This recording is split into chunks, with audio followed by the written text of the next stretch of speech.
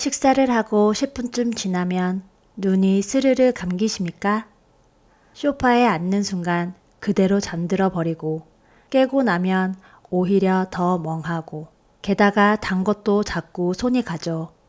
많이 드셔서 그런 게 아닙니다.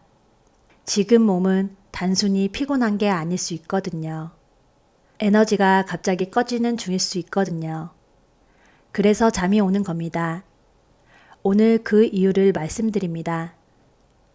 오늘 들려드릴 이야기는 밥 먹고 나서 왜 그렇게 졸린지, 그 졸음이 몸에 어떤 신호를 보내는 건지, 식후 졸림이 만드는 질병 5가지, 그리고 내일 당장 실천할 수 있는 방법까지입니다.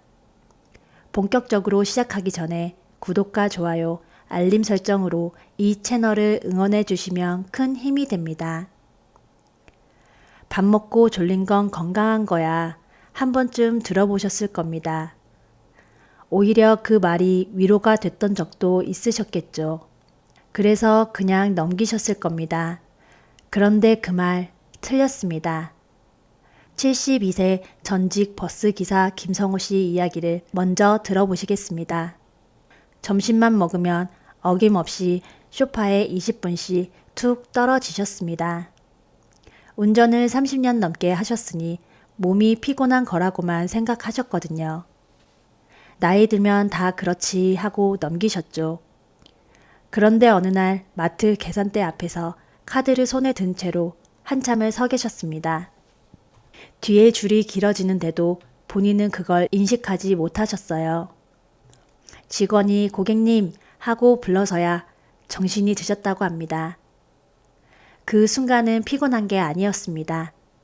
식사 후 졸림이 한꺼번에 올라온 상태, 그 이상이었거든요. 혹시 이런 적 있으십니까? 밥 먹고 나서 TV를 보다가 내용을 전혀 기억하지 못하신 적, 손자가 말을 거는데 멍하니 있었던 적, 그게 피곤한 게 아닙니다. 식곤증이 뇌를 잠깐 꺼버린 겁니다. 식곤증은 편안한 휴식이 아닙니다. 몸이 지금 이상하다고 보내는 이상 신호라는 뜻입니다.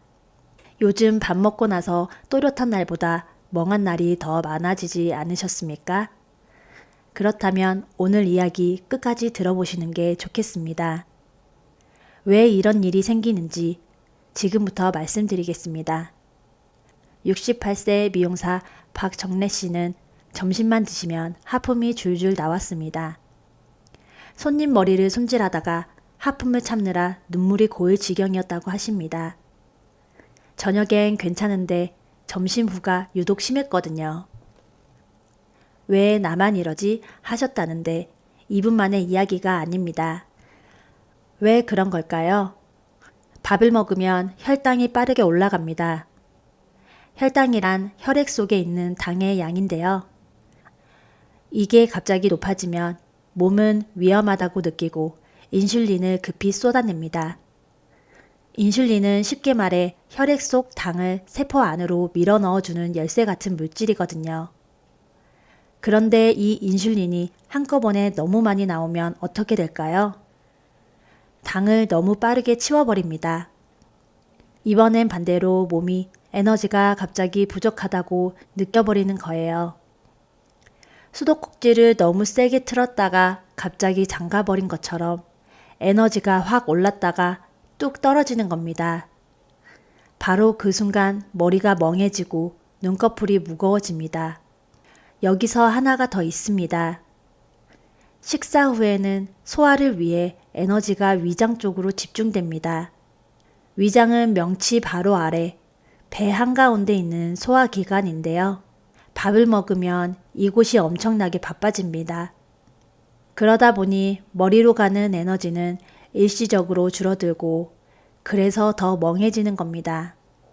문제는 이때 그냥 잠들어 버리면 몸이 이 패턴을 정상으로 학습한다는 겁니다. 반복될수록 몸은 에너지를 쓰는 방향이 아니라 저장하는 방향으로 굳어집니다. 그리고 그 변화가 가장 먼저 나타나는 곳이 어딘지 아십니까? 뱃살입니다. 75세 경비원 이창수 씨는 식후 15분 낮잠이 오랜 습관이었습니다. 짧게 자는 거니까 괜찮다고 생각하셨죠. 그런데 몇 달 뒤 허리띠를 한 칸 풀어야 했습니다. 먹은 양은 오히려 줄었는데도 말입니다. 왜 그럴까요? 먹고 난 뒤 움직임이 사라지는 습관이 반복되면 몸이 서서히 저장 쪽으로 바뀌기 때문입니다.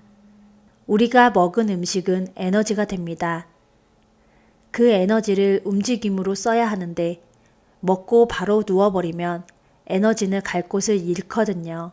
마치 지갑에 돈이 들어왔는데 쓰지 않고 계속 쌓아두는 것처럼 갈 곳 없는 에너지는 그대로 지방으로 저장됩니다.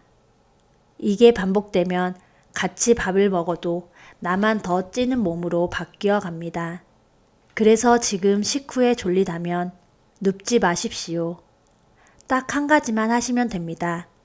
자리에서 일어나 발 뒤꿈치를 들었다 내렸다 20번. 운동화도 필요 없고 밖에 나갈 필요도 없습니다.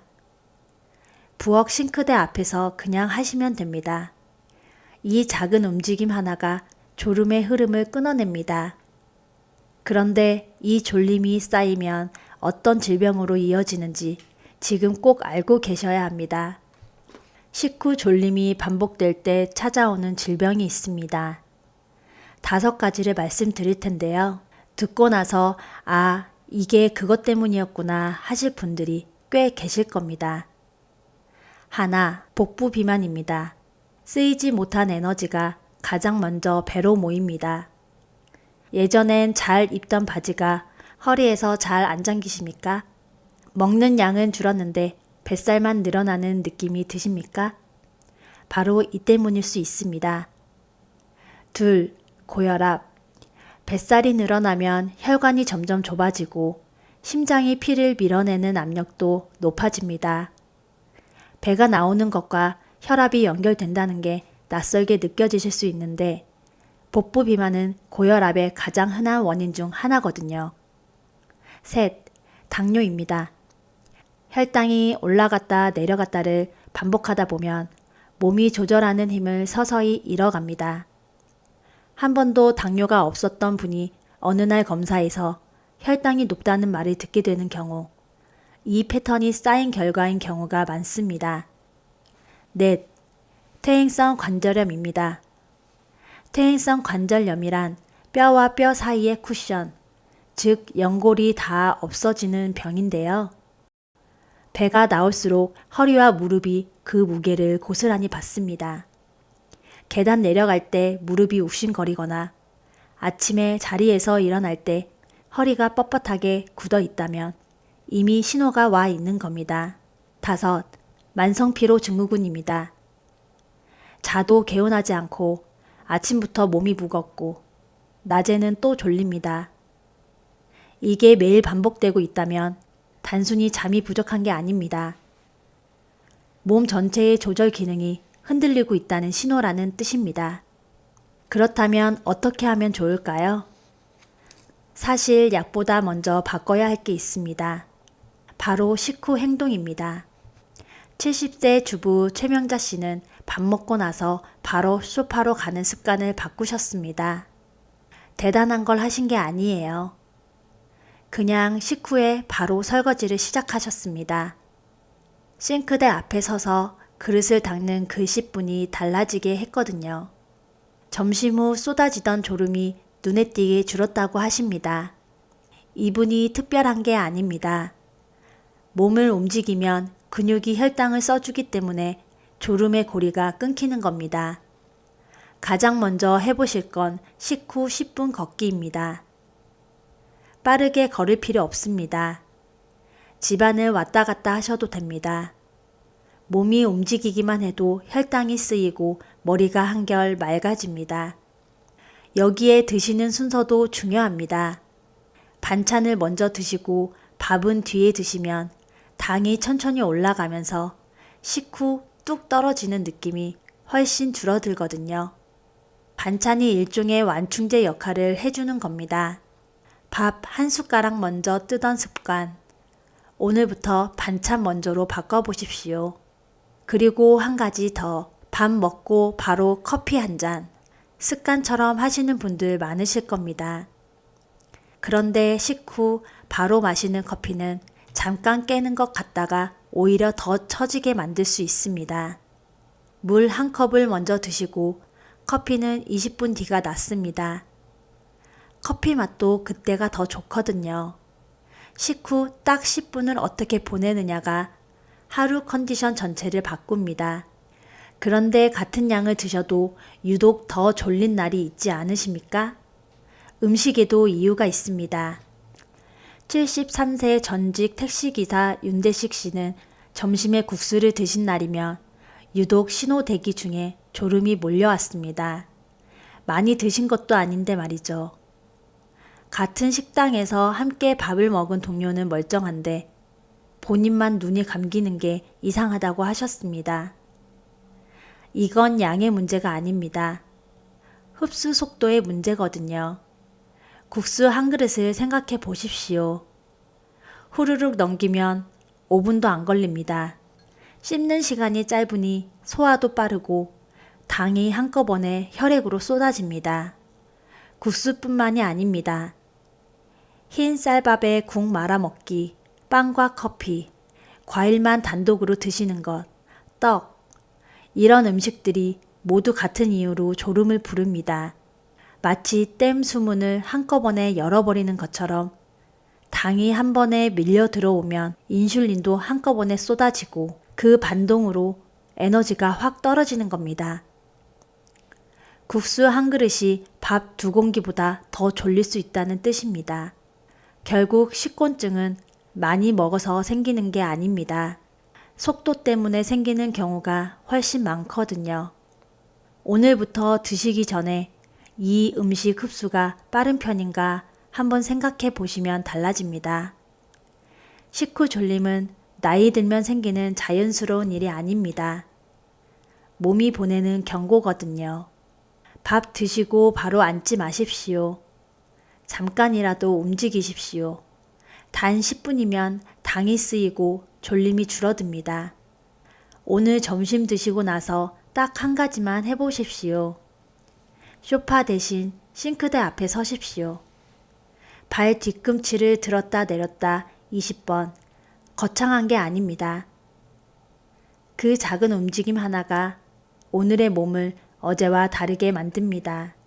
내일도 모레도 그렇게 하다 보면 어느 날 허리띠를 한 칸 조이게 되는 날이 옵니다.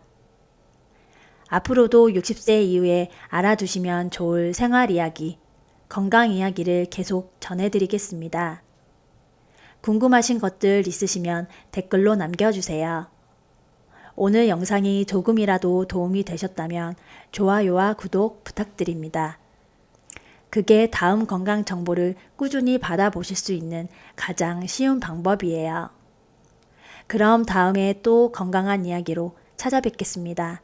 감사합니다.